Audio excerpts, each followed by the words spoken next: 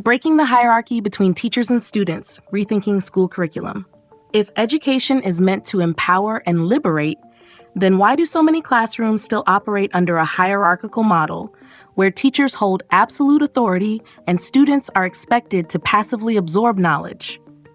Why do we continue to reinforce power structures that condition students to obey rather than to think critically? Could it be that true learning does not come from authority, but from collaboration, from questioning, from the shared exchange of knowledge between teacher and student?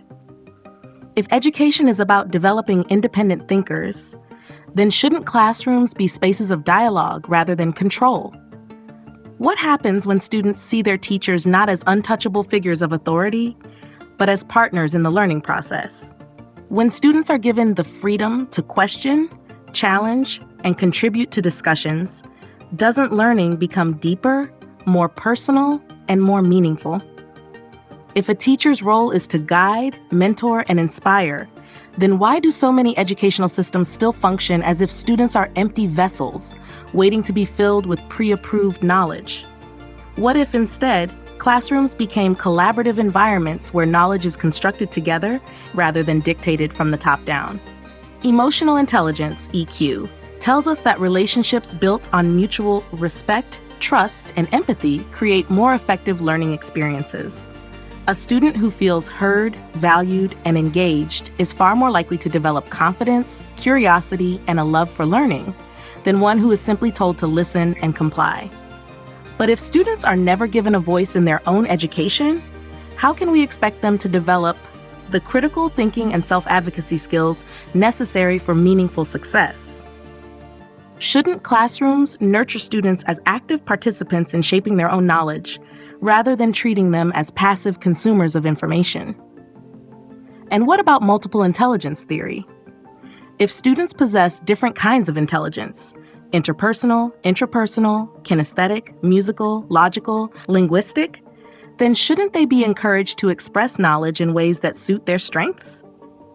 A traditional classroom structure often prioritizes verbal and logical intelligence, leaving students who think through movement, images, or collaboration feeling disengaged.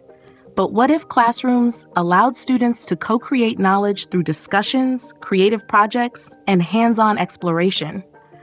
Wouldn't that lead to a richer, more dynamic learning experience where students feel ownership over their education? If hierarchical teaching reinforces passive learning, then why do we still insist on an outdated model where teachers control knowledge and students are expected to simply receive it? What if teachers embraced their role as co-learners, adapting their methods based on student input, engaging in shared inquiry, and creating an environment where everyone's knowledge and perspectives are valued? What if students were encouraged not just to answer questions, but to ask them, challenge them, and redefine them? If breaking the hierarchy between teachers and students leads to deeper engagement, critical thinking, and a more liberated education system, then we must ask, are we creating classrooms where students feel empowered to contribute, or are we still reinforcing structures that condition them to simply follow? Because if education is truly about growth, inquiry, and transformation, then it must begin by dismantling the very power structures that prevent students from fully engaging in their own learning.